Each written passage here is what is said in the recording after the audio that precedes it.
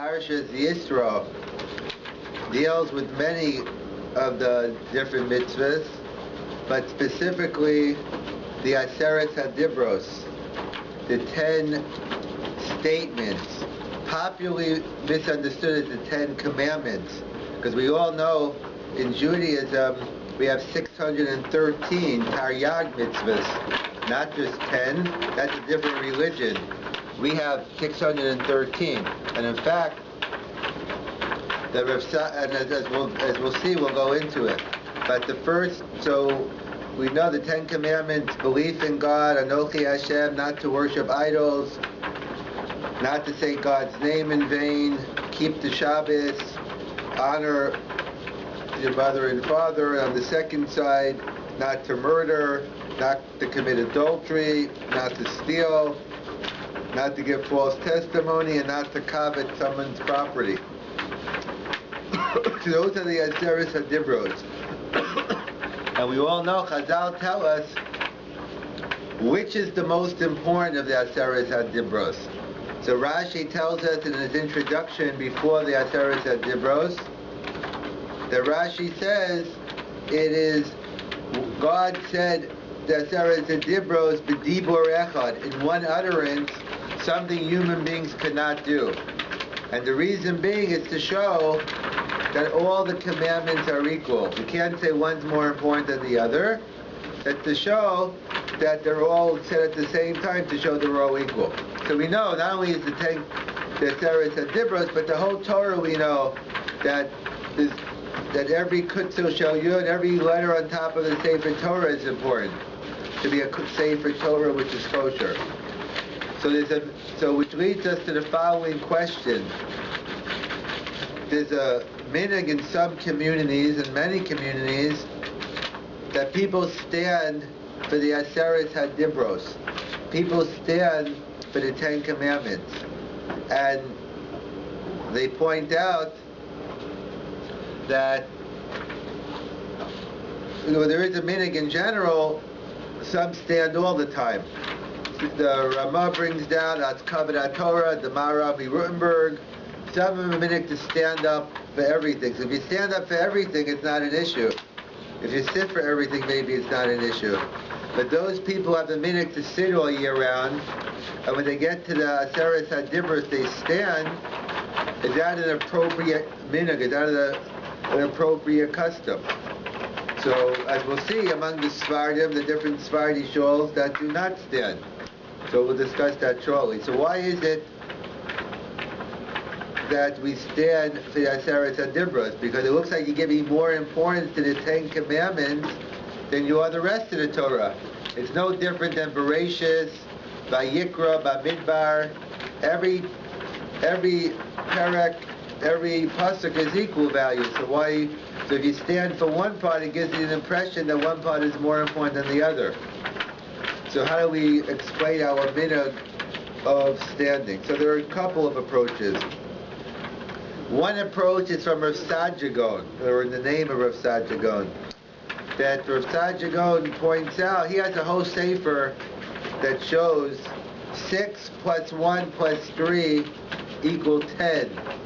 The 613 commandments equal the Aseret HaDibros. In other words, if you go down to the root of the Aseret, you get down to the Makor, you get down to the root of each Dibra, you'll see he has a whole sefer on it, how he learns out the 613 commandments from the Aseret HaDibros.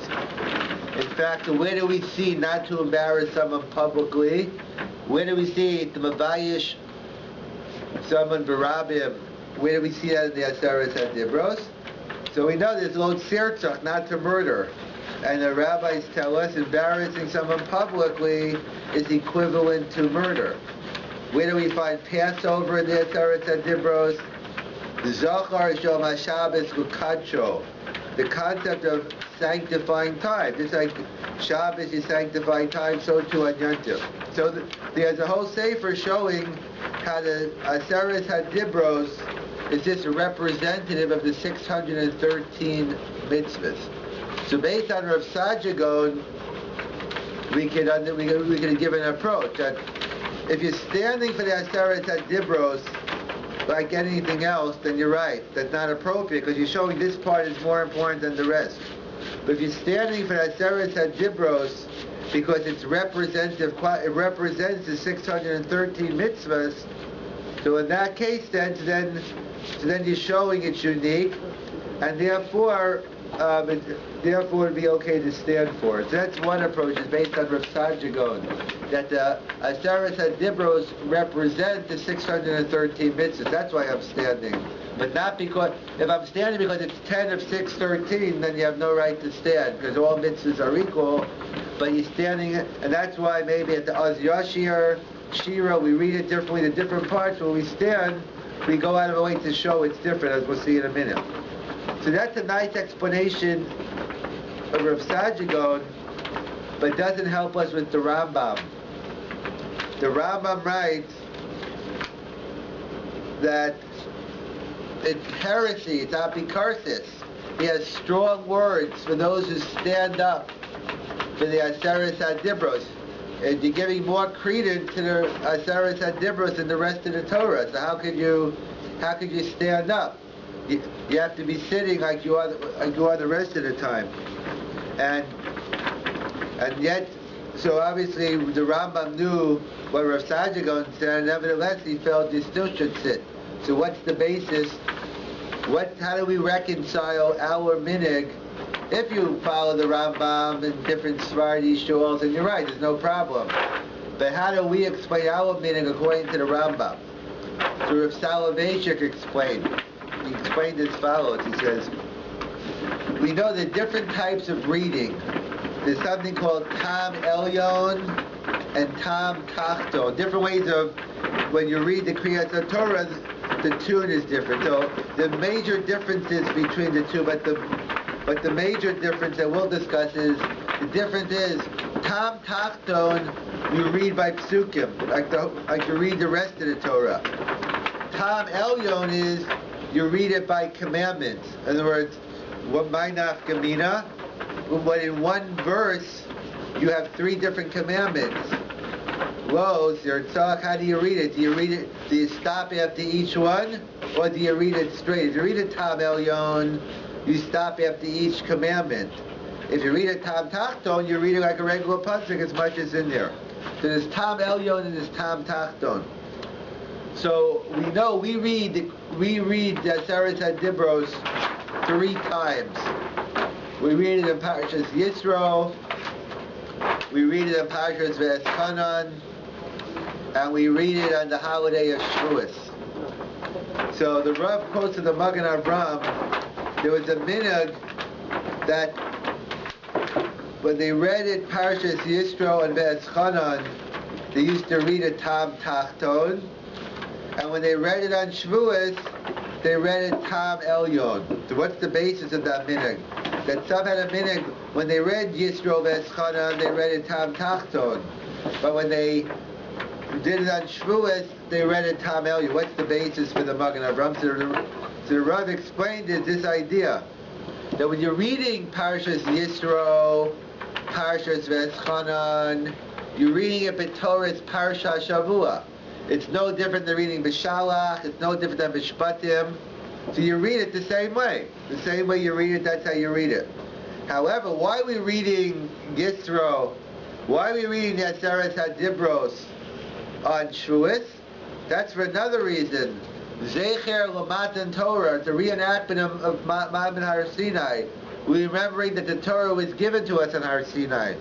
So we read it Tam Elyon. So that's the reason. So they used to read it Tam Elyon on Shavuos because you're reading it B'Torah Aseret HaDibros. But during the week, during the year, they used to read it Tam Tachton. However, our minhag is that we read it Tam Elyon all the time. So we do Tam Elyon all the time. How do you read it? But Tam Elyon you do? So that's what we'll see the difference then. Because Rav Selevan explained, if you look at the Rambam, there's no mention of Tam Elyon or Tam Tachton. Since he doesn't mention it, it's mashma that he hasn't hold from Tam Elyon.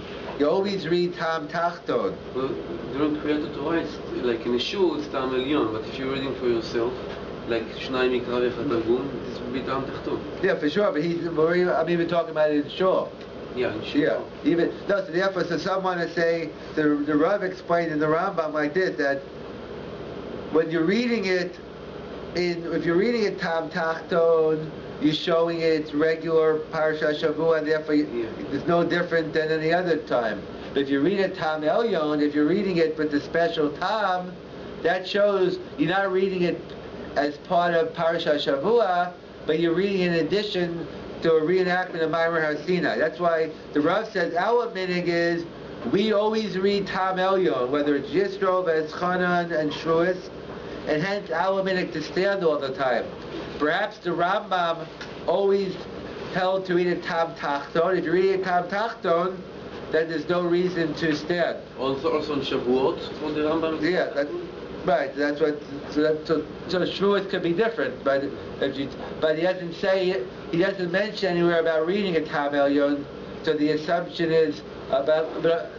But however, according to other Svardim, so what's the minig among Svardi shuls? They sit down for everything, and then how do they relate it? Tam Elyon, Tam Tachton, all Yisro, V'Eschanan, and they still sit.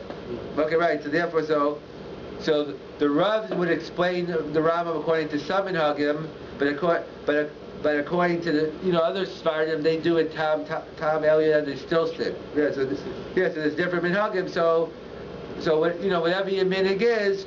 So if the minig of the shul is to stand, so there's basis for that, either based on Rav Sajagon, 6 + 1 + 3, the Aseres HaDibros equal the Taryag Mitzvahs, and we're standing as a representative quality, or like the Rambam, that only could we read a Tam Elyon, so we read a Tam Elyon, we always stand, but if we only read it Tam Tachton, so then we would sit down. Very good. Any questions? There is some Rabbi. I'm just trying to think why maybe to stand.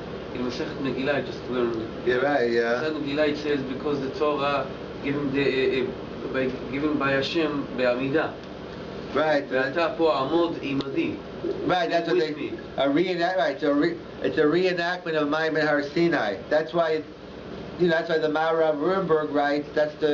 He says the Ramah brings down not Meikar Adin. You don't have to. Meikar Adin, you have to stand for Davar Shebekdusha. So for the Baruch Hu, you have to stand.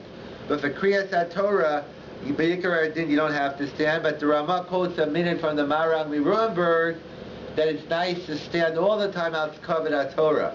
So that's my minute. But you're right. But therefore, I stand all the time, so it's not an issue. But you're right. But that's what's based on that. It's a reenactment, right? For those Shavuos, when you're reading it, Torah, a reenactment, Maimer Har Sinai, you stand for that one, but then perhaps not for.